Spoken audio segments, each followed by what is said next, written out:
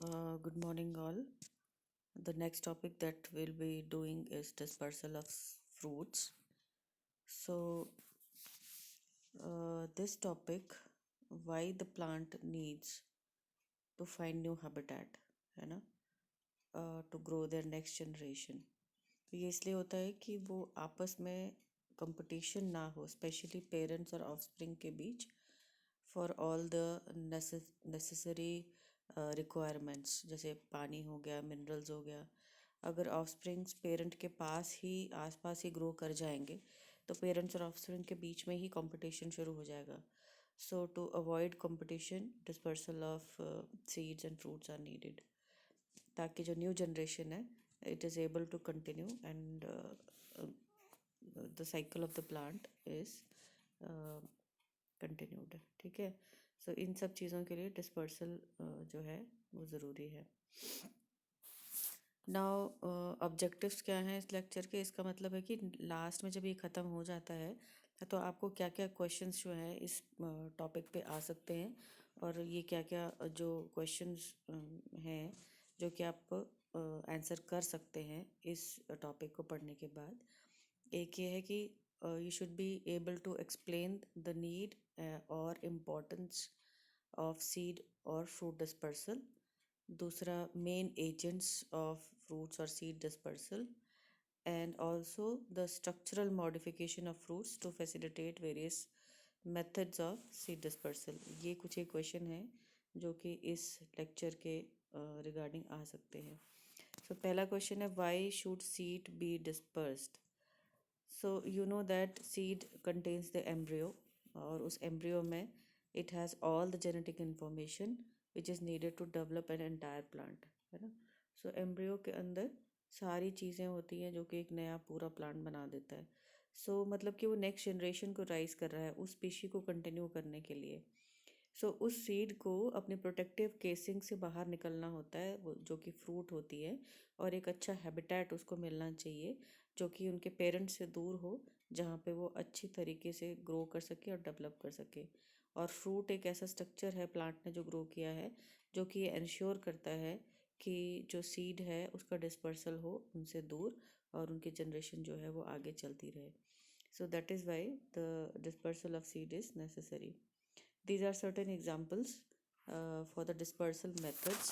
इसके अंदर आप देख सकते हैं, the first one is the wind, milkweed या dandelion, है ना, ये wind का एग्जाम्पल है। फिर by animals, tiger sticks या sandbur या blackberry, तो ये by animals या खा करके या उनके बॉडी पे चिपक करके हो सकते हैं। by water, लोटस का या कोकोनट का बहुत अच्छा एग्जाम्पल है। by bursting open, तो बर्स्टिंग में आपको वॉयलेट, है ना, या फिर आपका मटर, है ना, ये सारी चीज़ें जो हैं। फिर बाय ह्यूमंस में कई सारी चीज़ें हैं जो हम खा सकते हैं, जैसे बेरीज है, वीट्स है ना, तो उनके द्वारा भी ये डिस्पर्सल जो है ये हो सकता है। ठीक है। फिर नेक्स्ट है, अब हम जाते हैं the structural aids to disperse the seeds. पहला है थ्रू एनिमल्स, जिसको हम जू कोरी का नाम भी देते हैं। यहाँ पे इस लेक्चर में there are many examples that are given which may or may not be present in your book. So for notes sake you can take the help of your book. ज़रूरी नहीं है कि यहीं से बनाना है, यहाँ पे थोड़ा ज़्यादा है तो बुक से आप जो है जितना आपका रेलिवेंट है उतना कर सकते हैं। यहाँ पे try to understand the things. Okay. So zoochory में obviously the animal should get attracted towards the eating of the fruits. तो उसके लिए क्या होता है कि कई बार ब्राइट कलर्स होते हैं फ्रूट्स में, या उनमें खुशबू बहुत अच्छी होती है ना, या फिर वो खाने में बहुत टेस्टी होते हैं। So these are the certain aids. तो यहाँ पहली पिक्चर में आप पेरिकाप जो आउटर है वो ब्राइट स्किन होती है, जैसे टमाटर की हो गई, एप्पल की हो गई, है ना, तो वो अट्रैक्ट करते हैं प्लांट्स, एनिमल्स को। फिर दूसरा है कि अगर वो अंदर से पल्पी होते हैं और खाने के लिए अच्छे होते हैं, उनमें स्टोर्ड फूड रहता है जिससे कि एनिमल्स जो है वो अट्रैक्ट होते हैं, जैसे पपाया हो गया या गुआवा हो गया, है ना। एक ये है। फिर नेक्स्ट है सिट्रस फ्रूट में जूसी हेयर होते हैं, ये भी जो है अच्छे होते हैं खाने के लिए। और इसमें ह्यूमंस का हाथ है इसके अंदर कि ह्यूमंस इनको सीड को डिस्पर्स करते हैं और जूस को जो है वो यूज़ कर लेते हैं। नेक्स्ट है for the nutrients. So nutrients में जैसे वेजिटेबल्स हैं, कैप्सिकम, टमाटर और ये बैंगन है ना, ये वाला इधर वाला। तो यहाँ पे ये अच्छे एग्जांपल्स हैं। They are filled with sugars and other nutrients, other vitamins and minerals. So जब इनको खाते हैं तो इनके सीड्स होते हैं हमारी बॉडी में या एनिमल की बॉडी में डाइजेस्ट नहीं होते हैं, है ना, और वो बाहर निकल आते हैं, तो वो डिस्पर्सल में हेल्प करते हैं। ये भी एक एग्जांपल है। जैसे चेरीज़ हैं, चेरीज़ जो है एनिमल्स पूरी की पूरी खा जाते हैं और उनका जो बीज होता है ये डाइजेस्ट नहीं होता है। So this is the excreta और ड्रॉपिंग। सो इनके अंदर आप देख रहे हैं these are the seeds of the cherry which comes out as it is without getting digested, and it help in the dispersal of the seeds. कुछ एक ये अगेन बर्ड्स का ही एग्जांपल है। यहाँ पे ये बेरीज जो है, ये बर्ड जो है बेरी खा रहा है और उनके बॉडी में दो काम करते हैं। ये जो बर्ड के थ्रू डिस्पर्सल होता है या इस तरह से डाइजेस्टिव ट्रैक में जाकर डिस्पर्सल होता है। तो बेसिकली इनका डाइजेस्टिव ट्रैक में इनका जो सीड का टेस्टा है वो थोड़ा सा सॉफ्टन हो जाता है। पूरा डाइजेस्ट नहीं होता है, जस्ट सॉफ्टन हो जाता है। तब जब ये बाहर एक्सक्रीट करते हैं तो सॉफ्टनिंग की वजह से वो ग्रो कर पाता है और उसकी जो आउटर हार्ड कोट है वो टूट पाती है। तो ये दो तरीके के काम होते हैं इसके अंदर। सो ये दो एग्जाम्पल है इसके एनिमल डिस्पर्सल के। फिर एक और बड़ा अच्छा एग्जाम्पल है, एक कैलाबाश ये होता है, फ्रूट होता है। तो इसमें एनिमल्स जो इसकी शेल होती है उसको नहीं हटा पाते हैं, है ना, इस तरह का ये फ्रूट होता है। तो यहाँ पे जो हॉर्सेस होते हैं, horses use their mouth to break open them and eat the sweet pulp and mass of seed and disperse the seed in the dung, है ना। तो ये एक कैलाबाश जो प्लांट है उसका एग्जाम्पल है, बहुत अच्छा। ठीक है, एनिमल डिस्पर्सल का। फिर नेक्स्ट है जैसे आपकी पीनट्स हो गए या सनफ्लावर हो गए, है ना, इनके अंदर भी न्यूट्रिएंट्स होते हैं। तो ये सोर्स ऑफ फूड है एनिमल्स के लिए। सो दे आल्सो गेट अट्रैक्टेड। यहाँ पे कैशूज़ हैं काफ़ी सारे, फिर आलमंड्स हैं, हेज़ल नट्स हैं। इनमें बहुत सारे एनिमल्स अट्रैक्ट होते हैं to eat them because they are good source of protein. फिर जो बीन्स होते हैं they are also good source of protein, वो ह्यूमंस यूज़ करते हैं। तो दे हेल्प इन डिस्पर्सल। कुछ एक देखो, कुछ एक चीज़ें खा जाते हैं हम, लेकिन काफ़ी सारी चीज़ें कई बार गिर जाती हैं, फेंक देते हैं ना, तो नया प्लांट जो है वो उग सकता है। और हम लोग तो ग्रो करके भी कर सकते हैं उनको। देन ये फ्लैशी लेयर होती है सीड्स की। तो अंदर के जो सीड्स होते हैं वो एज इट इज़ एक्सक्रीटा में निकल आते हैं, ये भी डाइजेस्ट नहीं होते हैं, है ना, इन दो प्लांट्स के। तो ये भी एनिमल्स के द्वारा होता है। फिर ये एक और एग्जांपल है कैशू का, जिसके अंदर ये ऊपर वाला जो होता है जो ब्राइट कलर्ड होता है, this is the attraction for the animals और बर्ड्स, और नीचे जो होता है कैशू रहता है। तो ये दोनों पार्ट जो है ये it is eaten by the animals.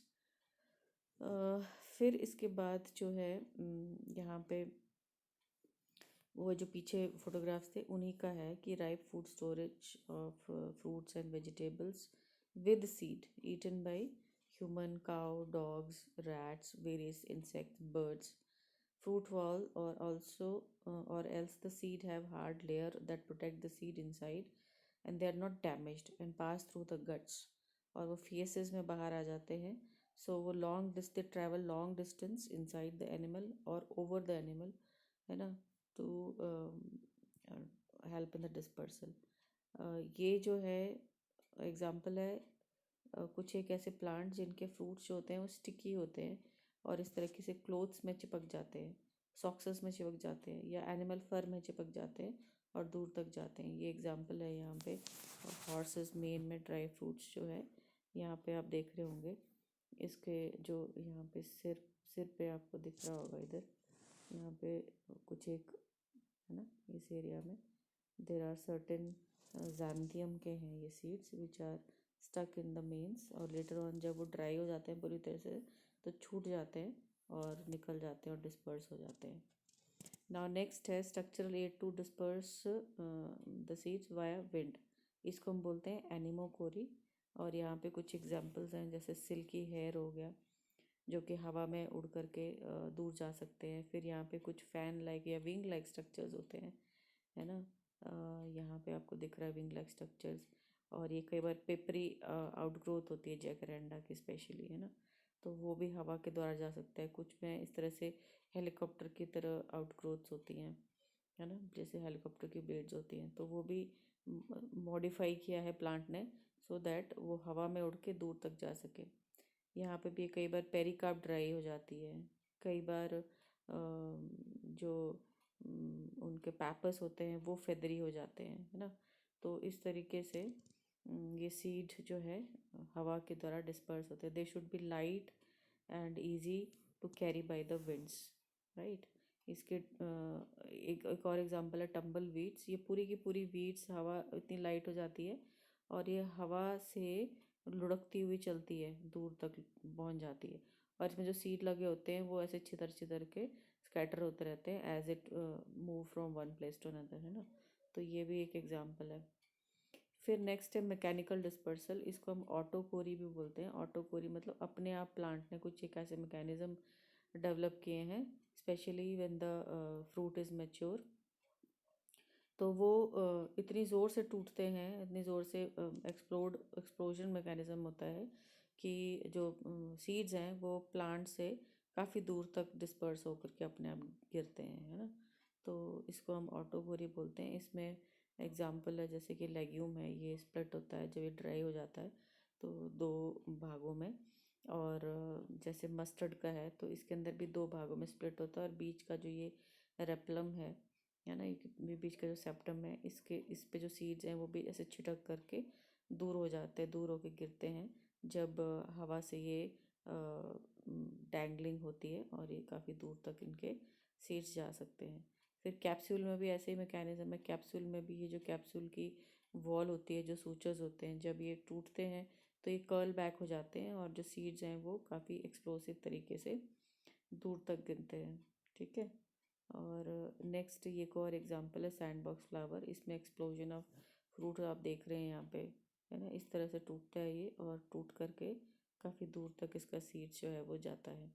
फिर नेक्स्ट है वाटर डिस्पर्सल, जिसको हम हाइड्रोकोरी भी बोलते हैं। सो हाइड्रोकोरी में ये कोकोनट और मैनग्रोव्स, ये बहुत अच्छे एग्जांपल्स हैं हाइड्रोकोरी के, ये कोकोनट और मैनग्रोव्स, ठीक है।